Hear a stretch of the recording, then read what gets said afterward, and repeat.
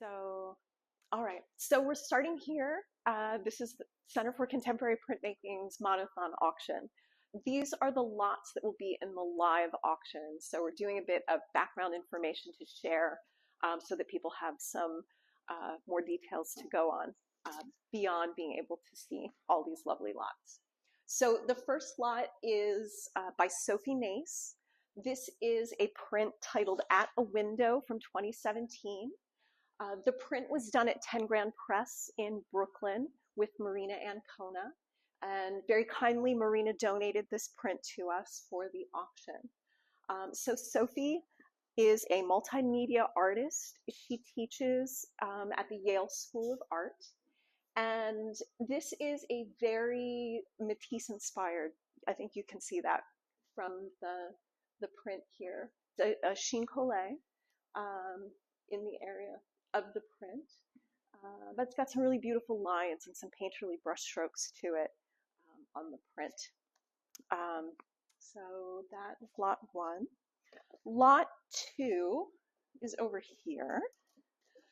This print is by Richard Haas. It's titled Favela 1, and it was just done at CCP this year. So this is a print from a project that Richard did here with our master printer, Chris Shore. And Chris, if you do have any other details to add, feel welcome to do so. But it's an etching with hand coloring. CCP has donated it to the auction.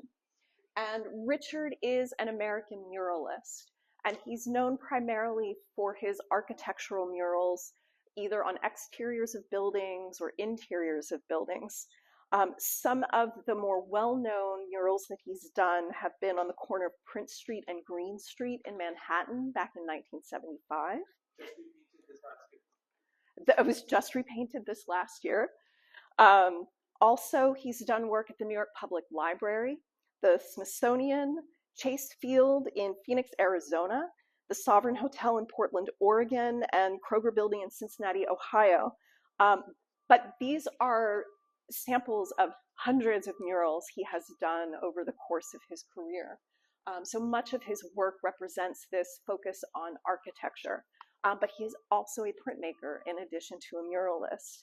He's the recipient of a Guggenheim Fellowship, a McDowell Fellowship, a National Endowment of the Arts Award, the American Academy of Arts and Letters. He's received the Jimmy Ernst Award, and he was elected to the National Academy of Design, where he was president from 2009 to 2011. So his work, in addition to being here at CCP, is also held in the collections of MoMA and MFA Boston, among other locations. So that is Favela 1. That one's a vertical. Lot 3 is over here. Another large work. This is by Ron Pocrasso. So Ron is an artist and printer in Santa Fe, New Mexico. And Ron donated this to us for the auction. Ron is actually the originator of the Monothon program. So he created Monothon in Santa Fe back in the 80s. And our founder went to Santa Fe to learn how that worked in order to bring it to CCP 25 years ago. So on our anniversary, we're thrilled to have this work from Ron. It is called New Lamp Tree, and it's a monotype with intaglio and collage. So about Ron, he's exhibited at Kala Arts in Berkeley, California, and the International Center for Photography in New York, among other places. He's teaching at universities, museums, public schools, and private workshops. Also, he's done residencies in the US, Scotland, Ireland, and Italy, and he teaches in Italy. So he's had over 50 solo exhibitions and has been included in more than 175 group shows. So his work is represented in public and private collections nationwide. I believe Ron will be here on Saturday night for the auction. So if you want to talk with him about this, you might even have an opportunity to do that in person. So that was lot 3. Lot 4, is actually up there. It's not a piece of artwork for me to really walk and talk about, but I will help you organize a tour at the Louis Dreyfus Foundation collection, and see how that will go. You get my sort of expertise and enthusiasm to go along on the tour, but I will help facilitate that and get that going for you and make sure that happens. Limitation, it has to be booked before next December, so sometime within the next year, be appreciated. So after that, oh, lot 5, sorry, is here. This is a set of prints by Miguel Aragon. So Miguel had come here earlier this year during the spring for residency. And this lot we have designated as helping to fund our artist residency program. So the sale of this lot will go back to help fund other artists to come here. Miguel was working on this project in memory of his mother, who had passed during the pandemic. Miguel's originally from Mexico, and he had not been able to go and visit her before she passed. So a lot of his work is about memory, and this one I think exemplifies of where he's investigating that for himself more so than for others. The elephant that's represented in the different images on each panel is a figurine that had been his mother's. And so he rotated it in 360 degrees to have a full, in the round representation of the elephant. And then the striping at the bottom of each is from a fabric bracelet that his mother would wear. So the first one is called H. Linda. The second one is E. Linda. And the third one is R. Linda. Her Linda. So that one has a lot of meaning for him, as well as having these really compelling sort of images with the color and the black and white for the elephants as well as for the patterning. So that is lot 5. Lot 6, oh, I also want to mention the edition that is here on view is not the edition that would be packed up. We have that one separate and already ready to go so that we don't have to take all of this off the night of the auction and combine it and try to pack and wrap it. So this is, what is this, 10 of 16? I think it's 9 of 16 that is the edition that would actually go home with the winner of the lot. So that's 5. Coming back over here, we've got lot 6. This is by Polly Apfelbaum, and to be fair, I do really love her work. This print is called Flower Garden. It's from 2004. And this print was donated to us by Durham Press in Pennsylvania. Polly, I think almost exclusively, if not exclusively, prints with Durham Press. And this was the first print that was sort of a start to so many of her very bold flower-based prints. And I did a little bit of due diligence and research beforehand. So this is some of the direction, and I can pass these around to see like where this sort of style had gone. You can see each of these flowers has, you know, an outline, a solid color inside, but then the backgrounds of them are these beautiful soft gradations of tone behind them. So they're really like popping out of that background. So we're thrilled to have that.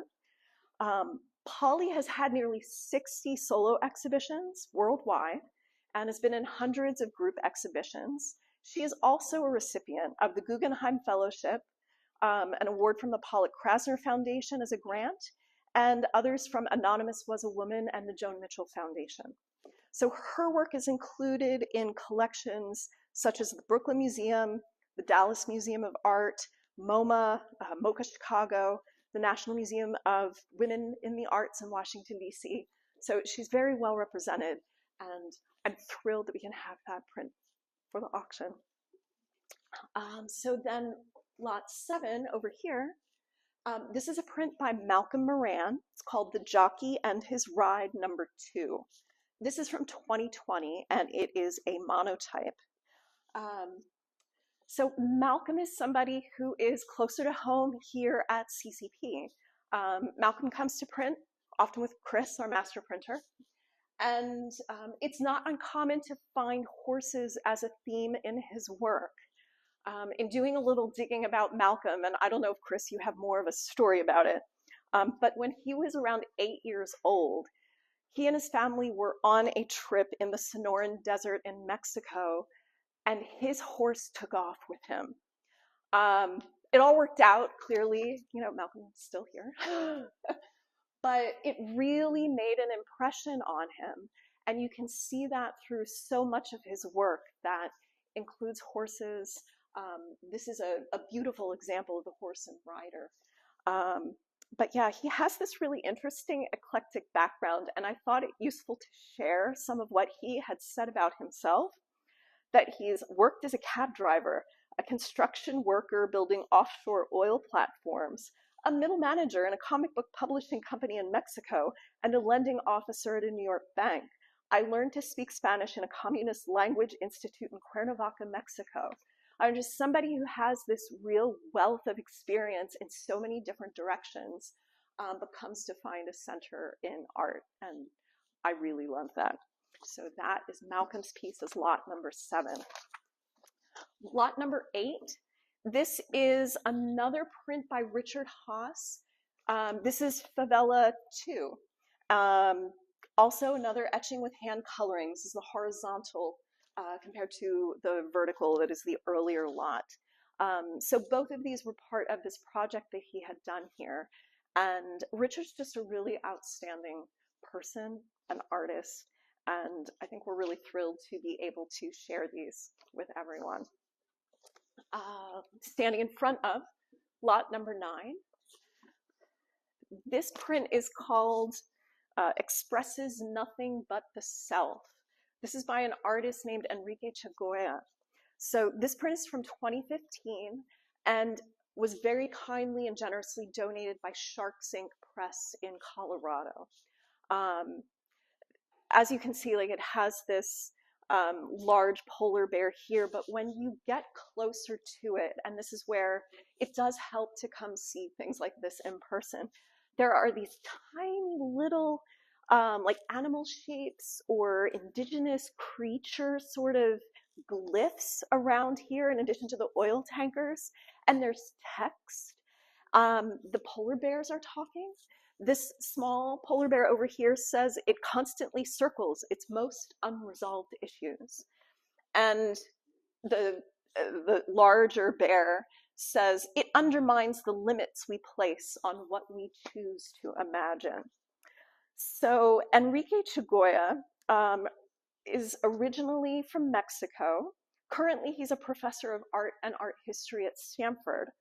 But when he was young, he earned a BA in economics from the university in Mexico where he was. And while he was there, he was creating political cartoons for local student-run newspapers. As a student, he was sent to work on rural development projects, certainly an experience that strengthened his interest in political and social activism. And then in 1977, he and his wife emigrated to the United States. And he worked as a freelance illustrator and graphic designer, but also in that early time, he did spend some time with farm laborers in Texas. So his experiences and his understanding of, I'd say, like politics, economics, and the wider world informs so much of the work that he makes. And I highly encourage anybody who's interested to do some like going down the rabbit hole of Enrique Chagoya's work, because it's really fun, but also challenging, and it makes you think. And I like that about work. So that is Enrique Chagoya's. Lot 10 is also a non-art lot. It is a private printmaking party here at CCP. The posters for those are hanging up on the wall in that direction. But it's a private printmaking party for up to 8 people, hosted here, run by our print staff. So If you have an event, gathering you want to do and have some creative fun while you're doing it, that's a lot that lets you do that here. Lot 11 is this one here. This is called The Banister, and it's by Will Barnett. It's from 1981, and this print was kindly donated by myself. I will miss this a lot, but I love it, and I think it's an important work, and I'm thrilled for the 25th anniversary to share this with CCP and hope that it can go to a good home. So Will Barnett was a painter and a printmaker. He was known for his images of women and domestic scenes, and was really known for his emphasis on flat surfaces. And I think this print certainly is emblematic of all of that. He was born in 1911, and he passed away in 2012. There was a wonderful New York Times article about him when he passed that really captured a lot of the amazing accomplishments in his life when he did pass. But for a sample of some of those, as a student, he studied with Philip Leslie Hale at the School of the MFA Boston, and he viewed firsthand John Singer Sargent at work on the murals of the Boston Public Library. In 1930, he studied at the Art Students League in New York with Stuart Davis and Charles Locke, and then he became a teacher at the Art Students League. And he was a mentor for Audrey Flack, Emily Mason, Lois Dodd, James Rosenquist, Paul Jenkins, and Cy Twombly, among many, many others.